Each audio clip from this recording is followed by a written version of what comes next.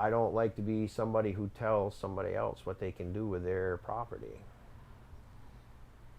But I also think you have to be considerate to the people that are around you. It doesn't fit for me to see that this is happening in this area. I stand to lose everything.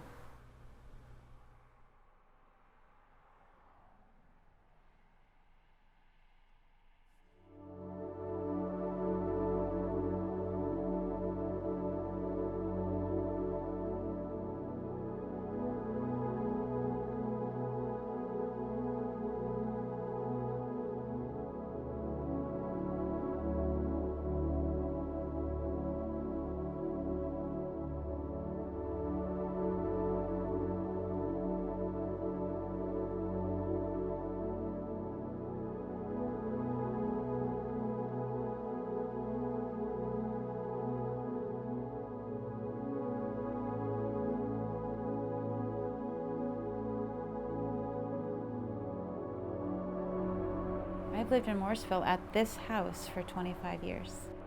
I build stone structures that, generally speaking, are large arches and archways. I am a tiny farm. I have 8 Angora goats. I do sell the mohair that I get from the goats. It's a teaching farm. I show children how to plant things, and we grow things, and we think about the natural environment. And in the backyard, it's quiet, and we can really dig in and enjoy all the beauty that Vermont has to offer. I have lived in Morrisville all my life. Born and raised here. On our property, you know, we go for walks. You know, we like to be outside. I'm a psychotherapist, and I see children and adolescents and some adults. I've lived in Morrisville since May of 1976. I am soon to be 80. My home is a sanctuary because it's a place where it matches who I am and what I feel about nature, the universe, the plants, the animals. Being in the back meadow where it's very quiet, just sitting and meditating with everything that was around me, it's hard to explain even. I'm retired. I do a lot of volunteering in the community and keep busy. I'm chairman of the Morristown Conservation Commission. I've worked all my life in construction and engineering. We live within a few miles of the proposed industrial park.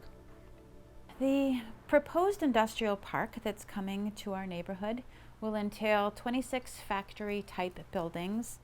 In order to make way for the 26 buildings, there is an 8.5-acre knoll, little hill, in the middle of a cornfield that's next door. They, over the course of 10 years, will blast that hill and crush the stone down until it's particularized, and then sell the small crushed gravel pieces onward. This is being mined to make stone aggregate that goes into things like concrete, asphalt, stone for driveways, and roadways. That's the value of the material. So this is the 8 to 12 acre knoll that they want to blast and process the stone. It's a very wooded piece of property. All those trees that you see there will be gone, and it will be flattened out over a 10-year period of time. The distance from my house to the knoll that they want to drill and blast is 600 to 700 feet. That is a problem. It was discovered that all 3 rock samples were 100% crystalline silica. They were quartz. The problem is that when you take a stable material such as quartz and break it and crush it and blast it, it creates dust particles. dust particles that are a problem for health reasons, because these dust particles have ridges around them that can get stuck in your lungs, cannot be expelled, such as other dust which doesn't have the rough edges. And that's being done at the risk of the health of the residents in the area. We are the ones who are going to have the effects of it being friable, airborne, being able to be taken directly into the lungs. We don't want that here. The wind blows directly from that knoll to my property. I have fiber-bearing Angora goats who, if that fiber gets contaminated, I can't sell it. I have children who are at risk that come here for their homeschool time every week. I can't expose them. My whole lifestyle, my whole culture will change because of the fear of 100% silica in ambient dust dropping off the back of a truck. When they start drilling and blasting, they say they're going to wet down everything. Well, where does the water that they use going to run off to? We expect as well that stormwater runoff into the Ryder Brook will become polluted as a result of 28,000 gallons of water a day being used. 28,000 gallons of water a day are going to be used in the industrial park. Just the volume of flushing alone is a fear. Wetlands completely surround the knoll on 3 sides. Those wetlands are delicate. If you do alter them, it can kill what's growing in the wetland. And it turns out, of course, silica changes pH in wetlands. There are people all around there who grow things, who have farms, who have animals that they're very concerned about. The amount of dump trucks for hauling just the material from the crushing of the gravel in the mountain will be 60 trucks. So it's 30 out and 30 back every day. This is a Sunday morning. The traffic is pretty much non-stop. What's it going to be like when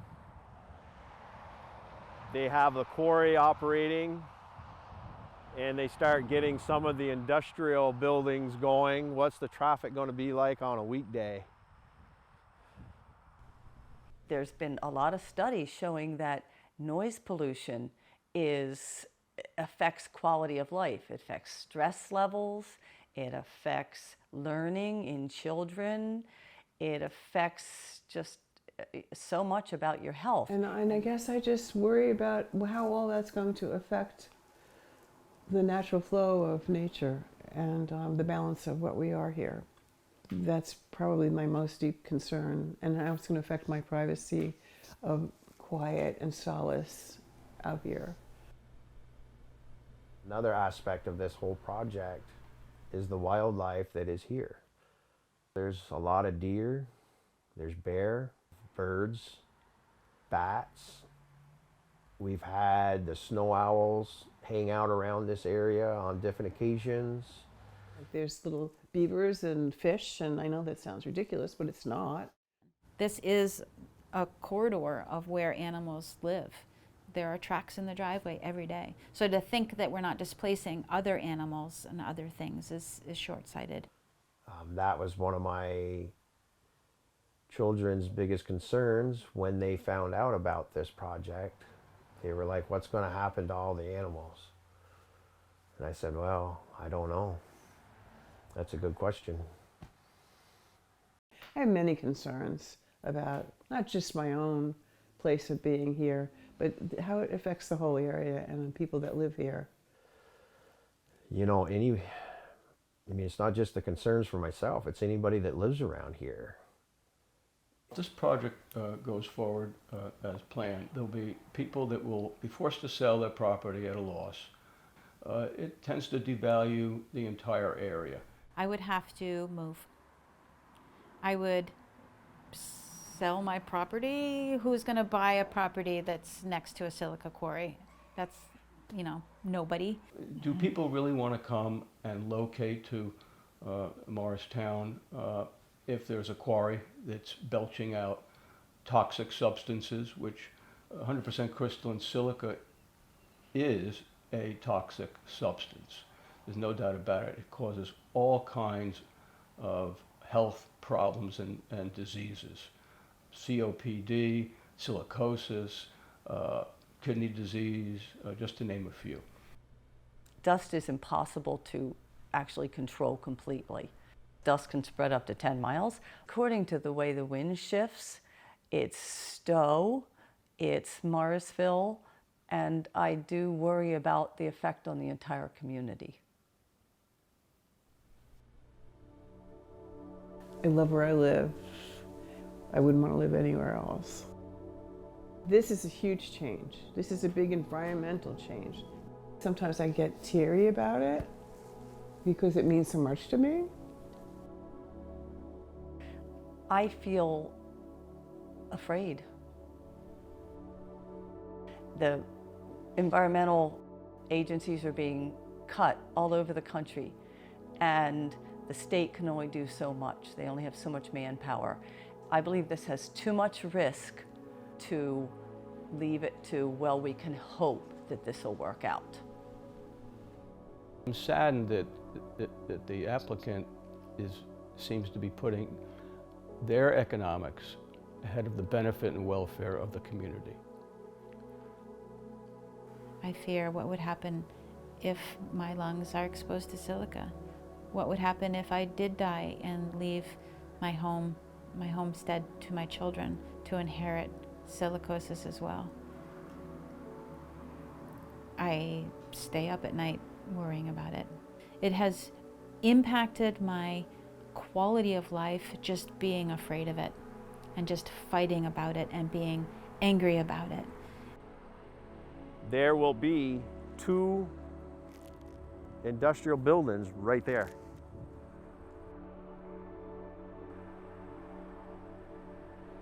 And this is where I have family get-togethers. Is right here. I had my first dance with my wife right here.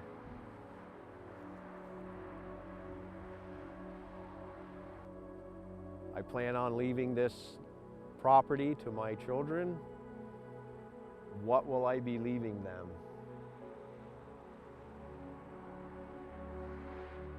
Vermont is changing, but we have to think about when it's acceptable for something to change.